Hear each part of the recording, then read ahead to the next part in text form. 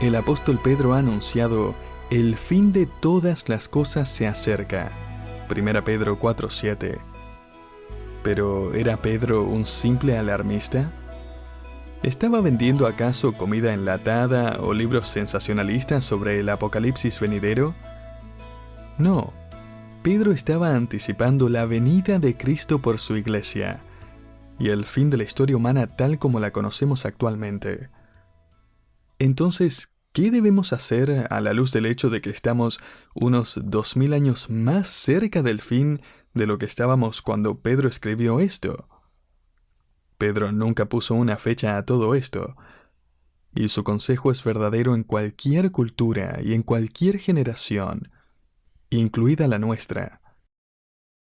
Después de ese anuncio, Pedro da una serie de órdenes para ayudarnos a prepararnos para el fin del mundo, por así decirlo, y hemos pasado los últimos 6 programas estudiándolos. Su inspirado consejo no ha tenido nada que ver con hacer un búnker, almacenar alimentos, o tal vez incluso reunir suficientes municiones para evitar que sus vecinos hambrientos le roben sus provisiones. Entonces, ¿qué se supone que debemos hacer a la luz de que la venida de Cristo está más cerca ahora que nunca?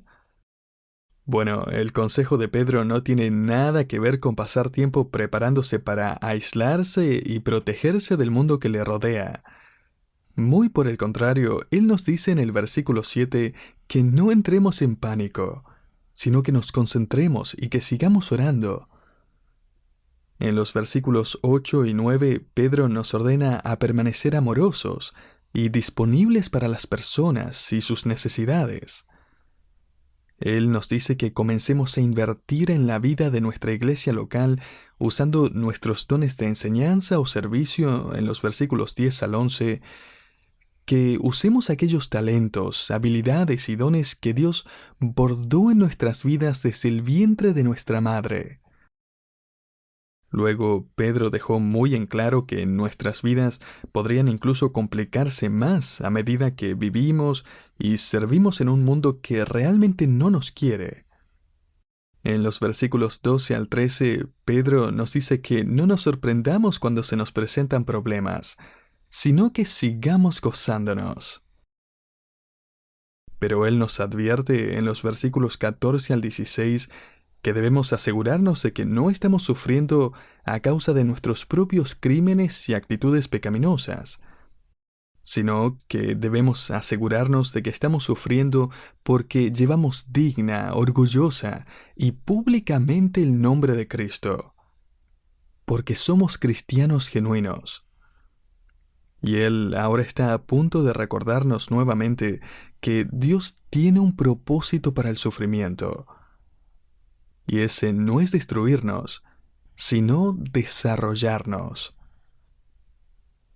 Así que a medida que se acerca el final, Pedro no quiere que estemos aislados de las personas, sino que invirtamos en las personas. Él no quiere que prioricemos protegernos del daño, sino que progresemos en santidad. Y eso significa que van a venir problemas, y la vida se va a volver aún más desafiante. Y el Señor nos va a moldear y nos va a guiar a través del cambio. Un autor lo expresa de forma honesta y realista cuando escribió: una de las cosas más frustrantes acerca del Señor es que Él simplemente no nos deja asentarnos. Él nos está alejando constantemente de los lugares donde preferiríamos quedarnos y acercándonos a donde no queremos ir. Bien dicho. Y es que, querido oyente, los cristianos no son colonos, son peregrinos. Y eso requiere enfrentar desafíos y cambios. Tal vez pueda identificarse ahora mismo con ese niño de primer grado en su primer día de clases que, acostumbrado a irse a casa al mediodía en el jardín de infantes, estaba ya preparando sus cosas para irse a casa cuando en realidad se suponía que tenía que quedarse a almorzar con el resto de la clase. Él no estaba acostumbrado a eso. Eso nunca había sucedido antes en su experiencia educativa. Linda, su maestra, le preguntó qué estaba haciendo. Me voy a casa, respondió con bastante confianza. Linda le explicó que ahora que estaba en el primer grado tendría una jornada escolar más larga. Ahora vas a almorzar. Luego tienes que volver a la sala y estudiar un poco más antes de irte a casa. El niño la miró con incredulidad, esperando que estuviera bromeando. Ella hablaba en serio. A lo que él puso sus manos en sus caderas y preguntó, ¿y a quién se le ocurrió meterme en este programa? ¿Alguna vez se sintió así, querido oyente? ¿A quién se le ocurrió meterme en este programa? ¿Sabe qué? Dios lo hizo. Y él no solo lo ha inscrito, sino que él mismo escribió el programa. Usted esperaba irse a casa, pero Dios quiere que se quede un poco más. Hay un poco más de trabajo que hacer primero. Ahora Pedro agrega algo más a su consejo, así que avancemos a los próximos 2 versículos y tomemos nota de las 2 actitudes que deben tener los creyentes a la luz del fin de los tiempos. Y la primera actitud es la sumisión. Permítame definir lo que quiero decir con esto. Sumisión es que no podemos negarnos a aceptar el sufrimiento como parte purificadora del plan de estudios de Dios. En otras palabras, las pruebas no son optativas. Son parte del curso básico para ser discípulos. Y Pedro ya nos ha informado que las pruebas no deben tratarse como algo extraño, sino que debemos recibirlas como tutores, enviados para instruirnos. Observe el versículo 17 de 1 Pedro capítulo 4. Solo la primera frase. Porque es tiempo de que el juicio comience por la casa de Dios.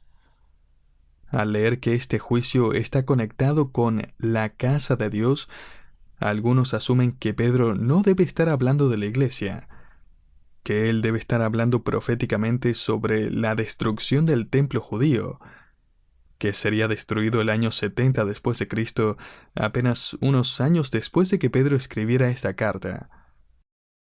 Ahora, eso no es una mala idea, pero cambiaría dramáticamente la aplicación de este texto, ¿verdad? La verdad es que en contexto, Pedro ha estado hablando de la iglesia, y no hay indicación de que haya cambiado de tema, y haya pasado a hablar de la nación incrédula de Israel. Él todavía se está refiriendo a la iglesia llamándola aquí la casa de Dios. De hecho, Pablo usó esta misma descripción de la iglesia cuando le escribió a los Gálatas. Él escribió, así que según tengamos oportunidad, hagamos bien a todos y mayormente a los de la familia, literalmente la casa de la fe. Gálatas 6:10. Además, Pablo le escribió a la iglesia de Éfeso, así que ya no sois extranjeros ni advenedizos, sino conciudadanos de los santos y miembros de la familia o casa de Dios. Efesios 2:19.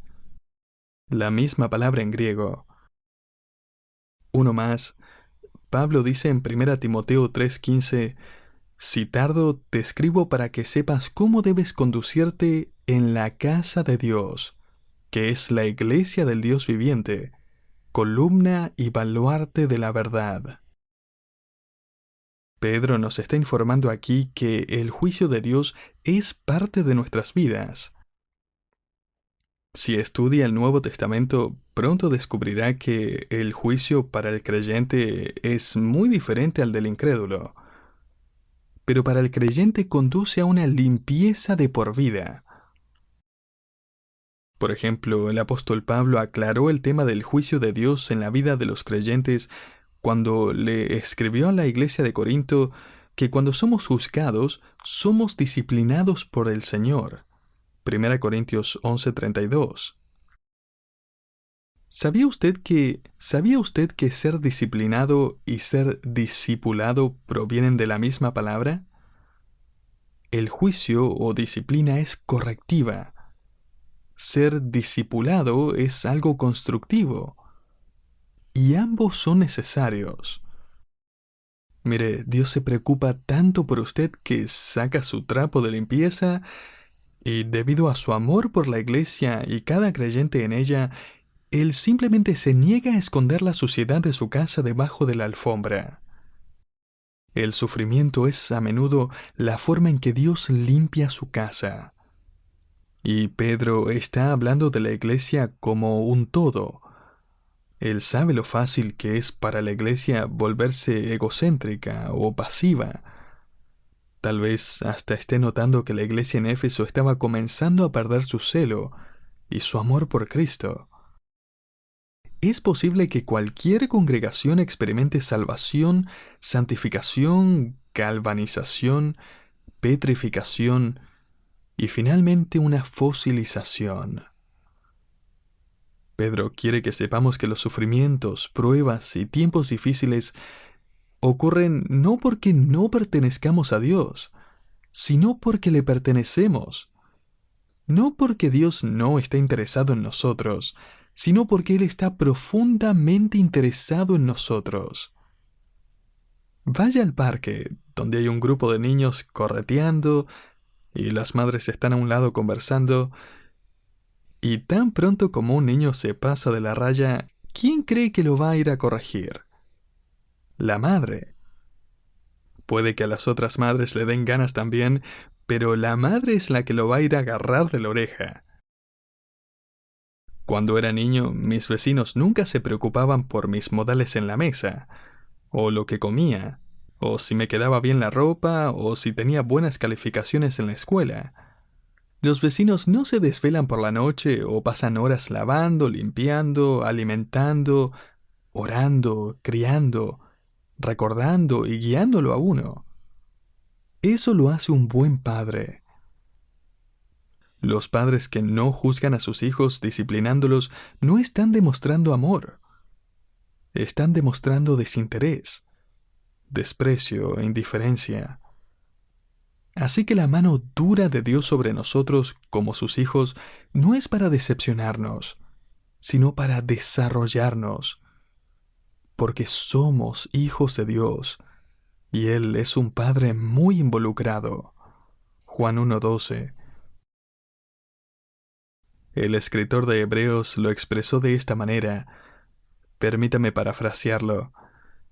No ignores la disciplina de Dios, pero tampoco te dejes aplastar por ella. Al hijo que ama va a disciplinar. Al hijo que abraza también corrige. Dios lo está educando. Por eso nunca debe abandonarlo. Él lo está tratando como un hijo amado. Este problema en el que está metido no es un castigo. Es un entrenamiento. Es la experiencia normal de un hijo. Hebreos 12:7-11. Y por eso oramos mientras enfrentamos dificultades, desalientos, dolor, sufrimiento. Señor, haz que nos sometamos a los planes que tienes para nosotros y que aún no conocemos. Cámbianos en lo que aún no somos. Enséñanos lo que aún no sabemos. Nos sometemos a ti. Pedro ahora menciona otra actitud para los creyentes que viven a la luz del fin de los tiempos. Primero es sumisión. En segundo lugar, compasión. No solo debemos aceptar el sufrimiento como parte del plan de estudios de Dios, sino que también debemos compadecernos de los incrédulos que van a experimentar la ira de Dios en su totalidad. Note cómo Pedro ahora nos hace dos preguntas. Leamos la primera. Y si primero comienza por nosotros, ¿cuál será el fin de aquellos que no obedecen el Evangelio de Dios? Primera Pedro 4:17. Pedro quiere que miremos hacia el futuro. Para aquellos que creen en el Evangelio, el juicio de Dios da como resultado la purificación y la glorificación final en el cielo. Pero, ¿cuál es el fin del incrédulo? Pedro no responde aquí la pregunta, pero la Biblia sí, y asume que la conocemos. La respuesta es juicio y castigo eterno. Y aquí está lo que Pedro está diciéndole al creyente. Corrija sus actitudes, haga limpieza. En lugar de quejarse de lo difícil que es la vida ahora y la prosperidad de aquellos que rechazan el Evangelio, solo mire al futuro. No importa cuán difícil sea, haya sido o pueda ser la vida ahora, no es nada en comparación con el dolor y el sufrimiento de alguien que rechace el Evangelio de Dios. Mire dónde estarán un día. Y eso debe producir en nosotros una compasión como la de Cristo. Me llegó el siguiente artículo la semana pasada. Una rabina que vive en Michigan escribió un libro sobre lo que llama Caminando el camino de la divinidad femenina. Ella comienza elogiando a las mujeres que se presentan para denunciar agresiones y acosos sexuales, lo que creo que es positivo y valiente, agregaría yo. Pero luego ella se desvía y escribe: como rabina, estas jóvenes valientes me han envalentonado para decir una verdad que he sabido en mi corazón durante mucho tiempo, pero que he dudado en compartir. Ha llegado el momento para que yo también dé un paso al frente. Es hora de que todos reconozcamos una fuente abrumadoramente poderosa de vergüenza y silencio. La historia que da comienzo a la Biblia. La primera que aprendemos en la escuela dominical. La historia fundamental del hombre y la mujer, sostenida durante miles de años por la religión judeo-cristiana, es en realidad la historia de la primera agresión sexual a una mujer. El nombre de la mujer es Eva y el perpetrador es Dios. A todo esto, si ha leído el relato de Génesis, sabrá que no tiene nada que ver con la agresión sexual, sino con el pecado y el juicio, la expiación, el perdón. Pero ella continúa escribiendo: aquí hay una joven hermosa, inteligente, que vive en un estado de gracia. Tiene hambre, así que hace lo más natural del mundo, y come una fruta. Y por seguir sus instintos y confiar en sí misma y nutrir su cuerpo es castigada. ¿Y su castigo? Nunca más se sentirá segura en su desnudez. Ella nunca más conocerá su cuerpo como un lugar de sagrada soberanía. Sé que ya he escuchado suficiente de esta basura, pero esta es su conclusión. Este Dios no es mi Dios. Es una ficción, un mito hecho por el hombre. El Dios en el que creo es todo amor, una fuente de vida y curación, no de vergüenza. Querido oyente, la verdad es que el Evangelio tiene que ver con el pecado, la vergüenza, la rebelión y un infierno eterno. Pero también se trata de un Salvador, de la expiación, de la resurrección, el perdón y un cielo eterno. No, pero no queremos eso. No me vengan a hablar de la ira o el pecado, solo de un Dios de amor. ¿Sabía usted que hay iglesias que se niegan a leer cualquier versículo que hable de la ira de Dios? ¿O que Jesucristo sufrió la ira de Dios en nuestro lugar? Pero ese es el Evangelio, ¿no es así? El apóstol Pablo usa la palabra ira por lo menos 15 veces al describir el Evangelio. Él les escribe a los creyentes en Roma: porque la ira de Dios se revela desde el cielo contra toda impiedad e injusticia de los hombres que detienen con injusticia la verdad. Romanos 1:18. Además, Pablo escribe: pero por tu dureza y por tu corazón no arrepentido, atesoras para ti mismo ira para el día de la ira. Romanos 2:5. Pero eso no es todo lo que hay en el Evangelio. Pablo escribe: pero mucho más, estando ya justificados en su sangre, por él seremos salvos de la ira. Romanos 5:9. Aquellos que reconstruyen un evangelio sin pecado y sin vergüenza eliminan efectivamente el evangelio. ¿Por qué? Porque un evangelio sin pecado y sin vergüenza es un evangelio sin un Dios que luego va a perdonar el pecado y la vergüenza. Elimina completamente la razón de un Salvador que murió y resucitó. Así que los perdidos están sin un Salvador. Se niegan a obedecer la verdad del evangelio. Y debemos tener compasión de ellos, y un deseo de alcanzarlos y orar por ellos, y de ver que Cristo los salve. La segunda pregunta que hace Pedro es similar, pero no solo se enfoca en el futuro, sino que también en el presente. Nota el versículo 18. Y si el justo con dificultad se salva, ¿en dónde aparecerá el impío y el pecador?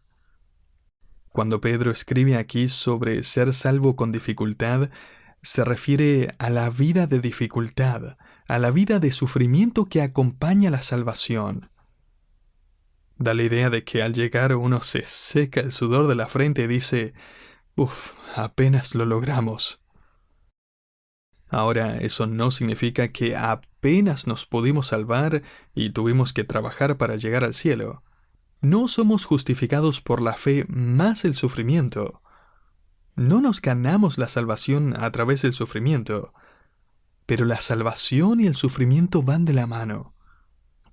Por ejemplo, Pablo dijo algo parecido en Hechos 14:22. Es necesario que a través de muchas tribulaciones entremos en el reino de Dios. Una vez más, eso no significa que entrar en el reino de Dios viene como resultado de pasar por dificultades. Pablo simplemente quiere decir que las tribulaciones son inevitables mientras vamos de camino hacia allá. Pedro usa la misma expresión. El justo con dificultad se salva. Pedro se está refiriendo al tipo de viaje que experimentamos. Y sucede que está lleno de dificultad. De hecho, esta misma palabra traducida dificultad se encuentra en Hechos 27, donde Lucas registra que después de navegar lentamente durante muchos días por la falta de viento, finalmente con dificultad llegaron a su destino. ¿Sabe qué? Esa es nuestra realidad. Como cristiano, en el progreso del peregrino, un peligro tras otro, una prueba tras otra, una batalla tras otra, una prueba de fe tras otra. Pero Pedro no quiere que nos concentremos sobre lo difícil que es nuestro viaje en este texto. En realidad, él quiere que hagamos una comparación obvia. Y es que si nuestras vidas son difíciles y tenemos al Salvador, ¿puede imaginar la vida de alguien que no tiene a Dios? ¿Cómo debe ser para un incrédulo pasar por su vida a través del dolor y las luchas de la vida sin el Señor?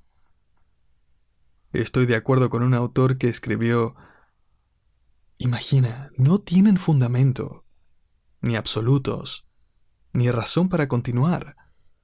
Nada a lo que aferrarse, nadie a quien recurrir, ninguna forma de calmar sus miedos, ningún propósito para vivir, ninguna paz al morir, ningún salvador.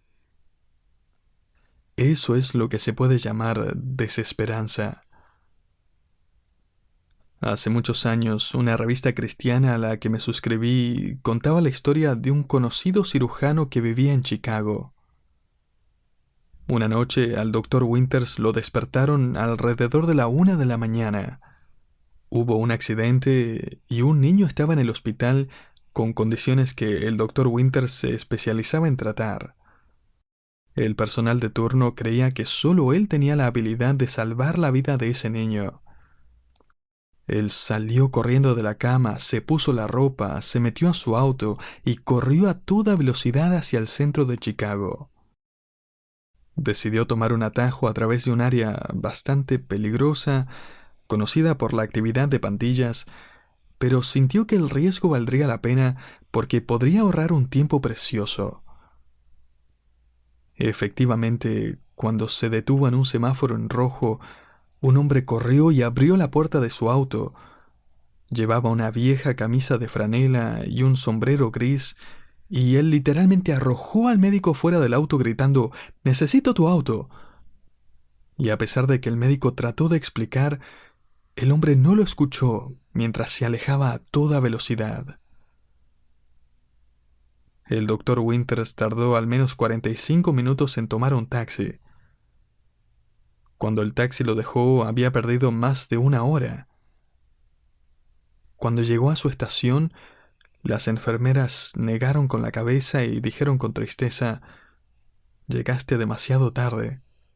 El niño murió hace 30 minutos». Una de las enfermeras le dijo: «El padre del niño está en la capilla. No puede entender por qué nunca llegaste».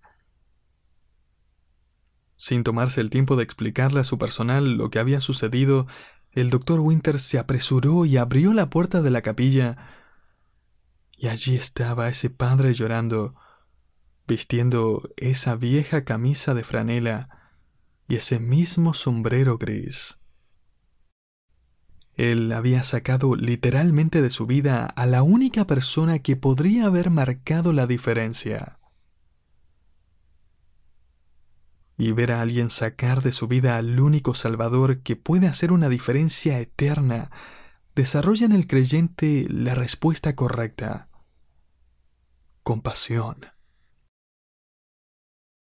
Pedro sabía que los creyentes estaban sufriendo, a menudo a manos de un mundo incrédulo. Así que Pedro los lleva a ellos y a nosotros también a través de este ejercicio de limpieza espiritual para desafiarnos con estas dos actitudes que debemos cultivar a medida que se acerca el fin. Sumisión. Acepte el curso de Dios en su vida a través de su plan de estudios divinamente ordenado. Sus temas incluyen Introducción al Sufrimiento, un curso intermedio en dificultades, Soportando las pruebas y clases avanzadas en perseverancia. Y se inscribe en las clases, se presenta y se somete a la enseñanza. Cuando compara su breve sufrimiento con aquellos a su alrededor que rechazan el Evangelio de Dios, usted desarrolla otra actitud. No de venganza, ira, celos, codicia o incluso frustración, sino de compasión. Y podríamos agregar también oración y pasión para alcanzarlos para Cristo. Porque si lo rechazan, su sufrimiento nunca va a terminar. Y nosotros, al recibirlo, nuestro sufrimiento pronto se transformará en gloria y en gozo eterno. Mientras tanto, las palabras del siguiente antiguo himno me parecen muy adecuadas. Todo a Cristo yo me entrego, con el fin de serle fiel. Para siempre quiero amarle y agradarle solo a Él.